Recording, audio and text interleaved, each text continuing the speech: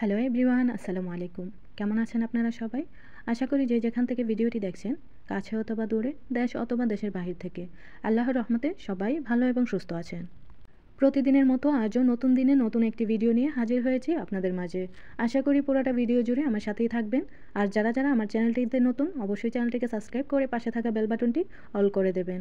তো আজকের ভিডিওটি আমি শুরু করেছি সকালের নাস্তা খাবার পর থেকে। তো সকালের নাস্তাটা খাওয়া শেষ করে আমি যেই বক্সে আটা ভরে রাখি সব সময়, এখানে আটা বস্তা ভরে আটা নিয়ে আসে, এখান থেকে আমি বক্সে ভরে রেখে দিই। যখন শেষ হয়ে যায় আবারও নিয়ে যাই। তো মুরব্বির জন্য প্রতিদিন আটা দিয়ে নাস্তা বানাতে হয়, এটা ডায়েট আটা। তো আটাগুলো শেষ হয়ে গিয়েছিল, আমি আসছি এখান থেকে নিয়ে যেতে। ডিপ ফ্রিজে এভাবে আটা রেখে দিলে নষ্ট হয় না, আপনারা যতদিন খুশি রেখে খেতে পারবেন।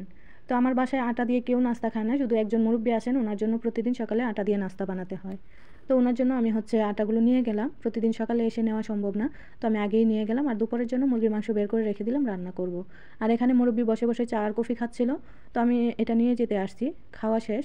তো ওনারা ঠান্ডা, এখন প্রচুর ঠান্ডা, এই জন্য হিটার চালিয়ে বসে থাকে। তো আমার বাসার ম্যাডাম ঘুম থেকে উঠে উনি চা কফি খেতে বের হয়ে গেছে রুম থেকে। আমি যদি নিজে থেকে ওনার রুমে না আসি গুছানোর জন্য, উনি কখনোই আমাকে ডাকে না। তো আমি যখনই দেখি উনি ঘুম থেকে উঠে বের হয়ে যায় রুম থেকে, তখন আমি এসে একটু কম্বলগুলো বাস করে রেখে দিয়ে যাই। আর সপ্তাহে একবার আমি একটু ডিপ ক্লিন করে নিই, যেমন আয়নাগুলো মুছি, তারপর নিচে দেখেন কার্পেট বিছানো, তাই বেশি ঝামেলা হয় না। আমি হুবার মেশিন দিয়ে হুবার মেরে দিই, তাহলে পরিষ্কার হয়ে যায়। আর যেহেতু বাসায় বাচ্চা নেই, বাসা একদিন পরিষ্কার করলে এক সপ্তাহ পর্যন্ত একদম পরিষ্কার থাকে। তো আমি ওনার রুমে শুধু কম্বলটা বাস করে রেখে যাব। তারপর উনি কুলার থেকে পানি খায়, বোতলে ভরে পানি এনে দেবো ওনাকে। আর পুরো বাড়িতে দেখেন এভাবে কার্পেট বিছানো, তাই আমার পরিষ্কারের ঝামেলা নেই। আমি হুবার মেশিন দিয়ে পরিষ্কার করে নিই, আর সামনে অল্প একটু জায়গা খালি থাকে, ওটা আমি মুছে নিই। আর এই কুলার থেকে আমি প্রতিদিন ওনাকে পানি ভরে নিয়ে দিই। পানি উনি কার্টুন কার্টুন ওনার রুমে পানি রাখা আছে, কিন্তু উনি কুলার থেকে পানি খাবে। তো ওনার জন্য আমি প্রতিদিন 3 বোতল 4 বোতল করে পানি ভরে নিয়ে দিই। আর এটা রান্না করার জন্য ফিল্টার করা পানি।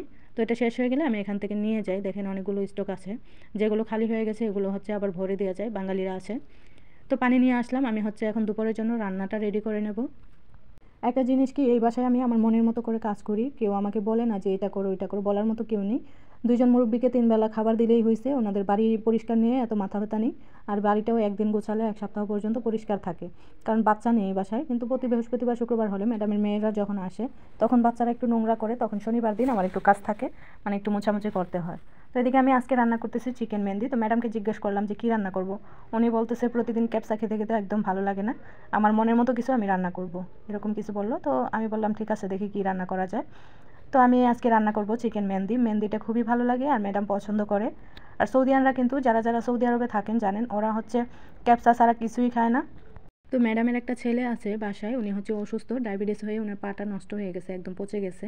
একটা পাও, মানে পায়ের গোড়ালি থেকে নিচটা একদম নষ্ট হয়ে গেছে, হাঁটাচলা করতে পারে না, আবার পারেও, এক পাও দিয়ে লাঠি ভর করে হাঁটে। তো উনি সারাদিন বাসায় শুয়ে বয়ে কাটায়।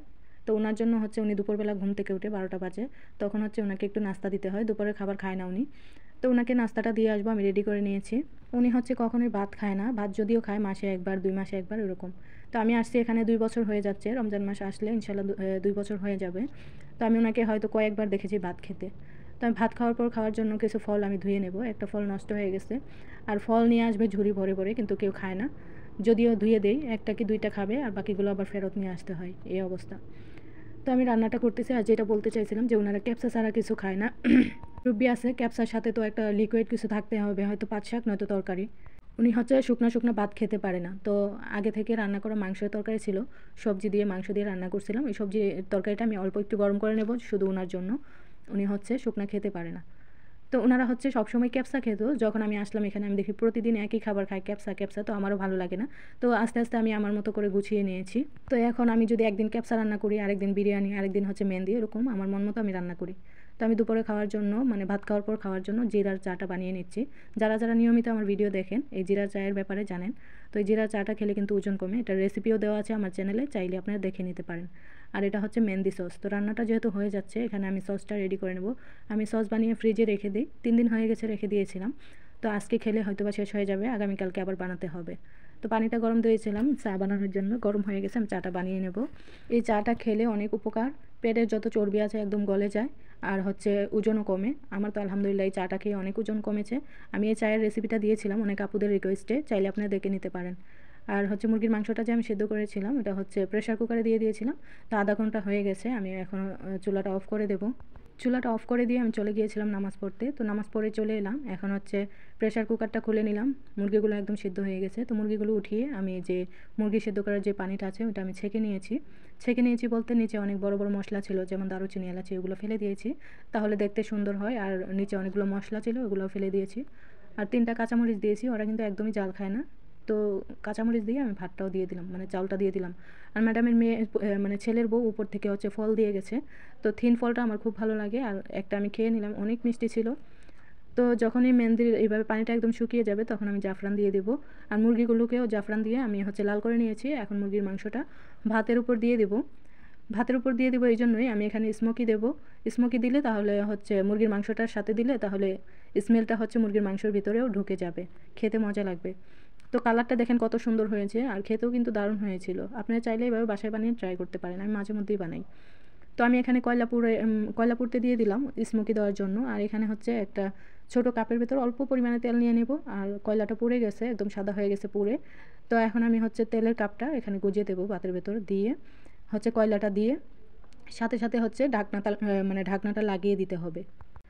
ঢাকনার একটু ফুটা ছিল, এটাও আমি টিস্যু দিয়ে বন্ধ করে দিয়েছি যাতে স্মেলটা বাহিরে চলে না যায়।